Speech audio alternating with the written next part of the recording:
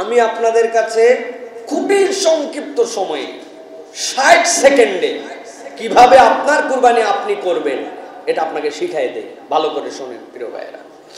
আপনি যদি শারীরিকভাবে ফিট হন তাহলে আপনার কুরবানি আপনার করা উত্তম। কিন্তু আপনি শারীরিকভাবে ফিট না, আপনি কাঁপতেছেন আগের থেকেই, এই লোক যদি আবার যাওয়ার পরে যদি মনে করেন যে চাকু দিয়ে জবাই করে উল্টা ঝাড়ি খায় তো উনি নিজে জবাই হয়ে যেতে পারে। সুতরাং আপনার শারীরিক ফিট, আপনি নিজে যোগ্য, এই মানুষের জন্য কাউরে খোঁজা লাগবে না, যার কুরবানি সে করবেন। পদ্ধতি কি প্রিয় ভাইয়েরা?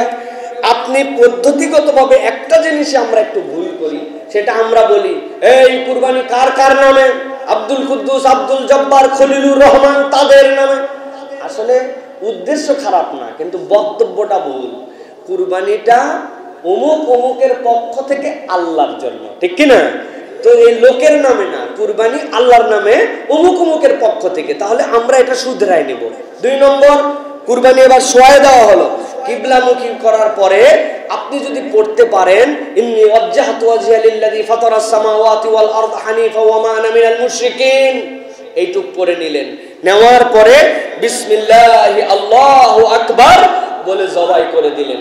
তারপরে বললেন আল্লাহুম্মা লাকা ওয়া মিনকা, হে আল্লাহ তোমার দেওয়া সম্পদ থেকে তোমার জন্যই আমার পক্ষ থেকে তোমাকে দিলাম। সুবহানাল্লাহি ওয়া বিহামদিহি। বলেন তো ভাই, এইটা পারবেন না কারা কারা? এর জন্য কি হুজুরের পিছে ঘোরা লাগবে আপনার প্রিয় ভাইরা? অমুক হুজুর, অমুক লোক, তার পিছে ঘুরতেছেন, উনিও এসে কেরামতি জাহির করতেছেন খানিকক্ষণ।